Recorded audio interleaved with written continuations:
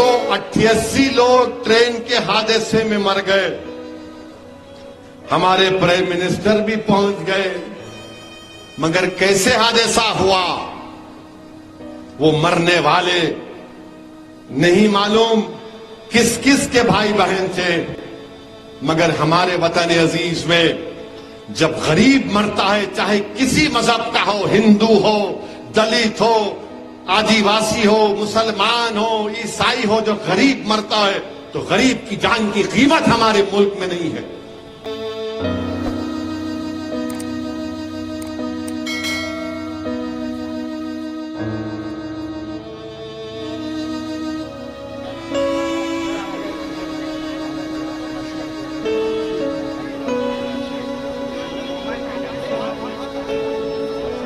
सब मरते हैं, मगर दलित जब गरीब मरता है, मुसलमान या गरीब हिंदू मरता है, कोई उससे कोई इंसाफ नहीं होता।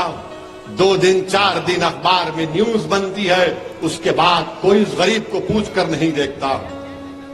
आपको मालूम, आदिवासी लोग हमारे मुल्क में 70 लाख आदिवासी लोग डिस्प्लेस हो चुके हैं, कोई पुरसाने हाल नहीं। 288 लोग मर गए, स्क्रीनशॉट ले लो, मौज बनाओ, मगर कैसे मरे उसका जवाब कौन देगा? क्यों मरे उसका जवाब कौन देगा? क्या वजीर आजम के जाने से इंसाफ हो जाएगा? अब सीबीआई को दे दिया। मेरे अजीज दोस्तों और बुजुर्गों, अफसोस होता है, तकलीफ होती है जब इस तरह के नजारे हम देखते हैं। 3-3 ट्रेन, 1, 2, 3 ट्रेन में टक्कर, और विश्व गुरु की बात नरेंद्र मोदी करते हैं। भारत सुपर पावर बन गया है, 3 ट्रेन की टक्कर को आप नहीं रोक सक रहे। मुझे मालूम कि आज की तकरीर के बाद बहुत तकलीफ होगी बीजेपी वालों के पेट में। अब आप हमको बोल रहे लव जिहाद। अच्छा, वो एक भोपाल का मजे का किस्सा हुआ, पढ़े अखबार में? नहीं पढ़े? नहीं पढ़ते तुम लोग? खैर मैं ही पढ़ा। वो एक बीजेपी की एमपी है मोहतरमा, उन पे बहुत बड़ा वो मालेगांव का मुकदमा चल रहा। तो एक बच्ची के अम्मा बाबा उनको जाके बोले, मैडम हमारी बच्ची किसी के इश्क में मुब्तला हो गई। तो उन्होंने बोले उसका एक ही इलाज है, उसको ले जाकर केरला पिक्चर दिखाएंगे। क्या नाम है केरला? हाँ? हमारे एमएलए अच्छा जानकारी रखते हैं। तो बहरहाल केरला स्टोरी लिख जाके वो मैडम दिखाए बच्ची को, उन्हें देखने के दिन उसी रात अपने घर से भाग गए। अरे क्या दिखाया रे भाई तू उसमें? उन्हें भाग गए। मीडिया लिखा, मैंने लिखा, उन्हें भाग गए। इसीलिए हम बोल रहे गवर्नमेंट से, ये इश्क के मामलात में मत आओ आप। जो सही कर रहा है कर लें दो, मगर आप कबाब में हड्डी नहीं बनेंगे बल्कि पत्थर बनेंगे। अब आप बोलते लव जिहाद।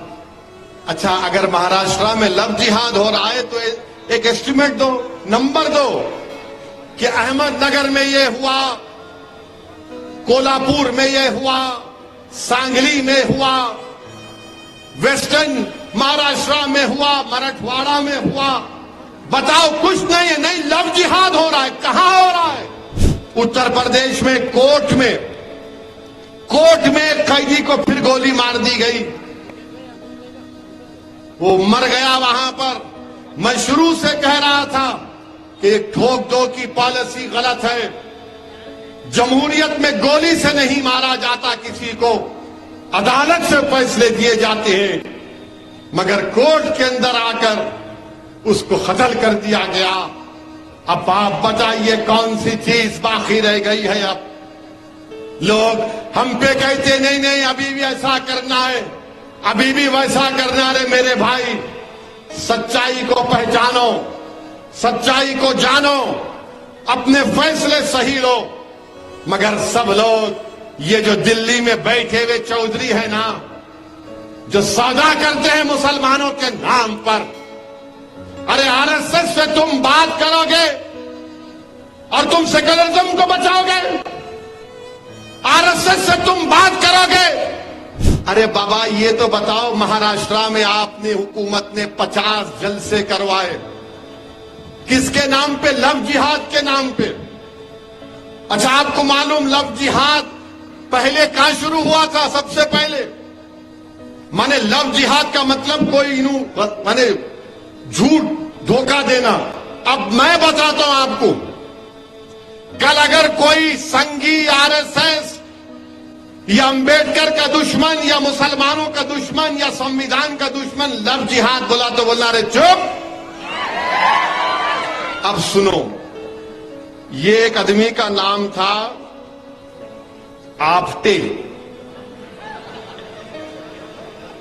एक आदमी का नाम था मदनलाल पावा। आपटे कौन था? मदनलाल पावा कौन थे मालूम आपको? नहीं मालूम, पढ़ते नहीं ना, खाली ये बस खिलौना देखते रहते। नहीं नहीं नहीं नहीं, नहीं। कितने लाइक आए रे देख, कितने आए देख, मैं इंस्टाग्राम पे कितना देख। अरे क्या है, पढ़ो जरा। बहरहाल ये आपटे मदनलाल पावा गोडसे के साथ मिलकर महात्मा गांधी के कत्ल के मुजरिम हैं। इन्होंने महात्मा गांधी को कत्ल किया। तो ये जो आपटे हैं, इन्हों शादीशुदा थे, आपटे शादीशुदा थे, मगर चोंच मारने की बीमारी थी इनको।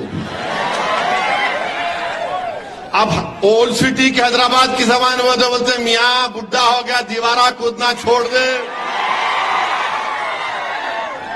तो मैं नहीं बोल सकता, मगर बोलते, मैं नहीं बोलता वो,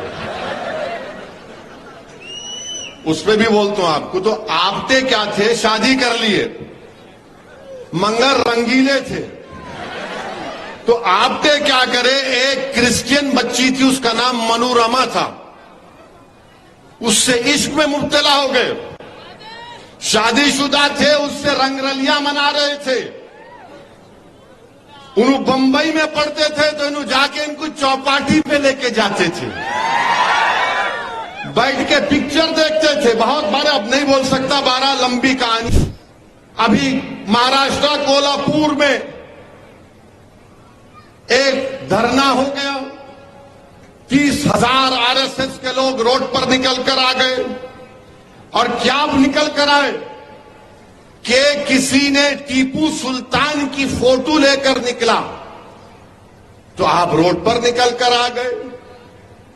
मैं नरेंद्र मोदी देश के प्रधानमंत्री, वजीर आजम से और बीजेपी, आरएसएस से पूछना चाहता हूं, जब आपने अनलॉफुल एक्टिविटीज प्रिवेंशन एक्ट में, उसके फर्स्ट शेड्यूल में आपने 44 ऑर्गेनाइजेशन को कहा कि बैन है, तो आप एक लिस्ट बना दो कि नाम टीपू रखे तो बैन, औरंगजेब रखे तो बैन, बाबर रखे तो बैन, खिलजी रखे तो बैन, जहांगीर रखे तो बैन, बहादुर शाह जफर रखे तो बैन, शाहजहां रखे तो बैन, कुली कुतुब शाह रखे तो बैन।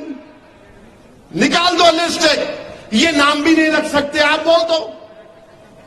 टीपू की फोटो लेकर गए, तो उनका एक मिनिस्टर है महाराष्ट्र का, गार्डियन मिनिस्टर दीपक केसरकर उनका नाम है। उन्होंने बोले कि हम 21 लोगों को पकड़ लिए। फोटो रखना जुर्म है, तो बताओ कौन सा सेक्शन है आईपीसी का?